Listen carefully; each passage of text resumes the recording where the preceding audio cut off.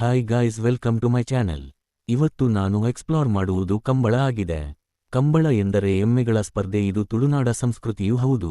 ನಮ್ಮ ಪೂರ್ವಜರ ಕಾಲದಲ್ಲಿ ಭೂಮಿಯನ್ನು ಉಳುಮೆ ಮಾಡಲು ಎತ್ತು ಮತ್ತು ಎಮ್ಮೆಯನ್ನು ಬಳಸುತ್ತಿದ್ದರು. ಅದರಲ್ಲಿ ಎತ್ತು ಚರುಕು ವೇಗದಲ್ಲಿ ಕೆಲಸ ಮಾಡುತ್ತದೆ, ಆದರೆ ಎಮ್ಮೆ ಇದಕ್ಕೆ ವಿರುದ್ಧ. ಎಮ್ಮೆಯನ್ನು ಚುರುಕುಗೊಳಿಸಲು ಮೇಯಿಸುವವ ತನ್ನೆಲ್ಲ ಶ್ರಮವನ್ನು ವಹಿಸುತ್ತಾನೆ. ಇದನ್ನು ಕಂಡ ನಮ್ಮ ಹಿರಿಯರು ಇದನ್ನ ಯಾಕೆ ಕ್ರೀಡೆಯಾಗಿ ಮಾರ್ಪಾಡಬಾರದು? ಅವರ ಚಿಂತನೆ, ಪ್ರಯತ್ನದ ಫಲವೇ ಕಂಬಳ. ಎಮ್ಮೆಯನ್ನು ಸಾಕಲು ಮತ್ತು ನಾವಿಕನ ವೇತನ ಕೊಡಲು ಸಿರಿತನ ಜತೆಗೆ ಮನೆತನವೂ ಬೇಕು. ಕಂಬಳದಲ್ಲಿ ಎಮ್ಮೆಯನ್ನು ವಿಶೇಷವಾಗಿ ಅಲಂಕರಿಸುತ್ತಾರೆ ಮತ್ತು ನೋಡಲು ದಪ್ಪ ಪುಷ್ಟಿಯಿಂದ ಕೂಡಿರುತ್ತದೆ. ನಾವಿಕನ ಕೌಶಲ್ಯತೆಯು ನೋಡುಗರಿಗೆ ಮನರಂಜನೆ ನೀಡುತ್ತವೆ. ಕಂಬಳ ನಡೆಸುವುದು ಕಂಬಳ ಸಮಿತಿಯಾಗಿದೆ ಮತ್ತು ಅಂತಿಮ ತೀರ್ಪು ಕೂಡ ಇವರದ್ದೇ.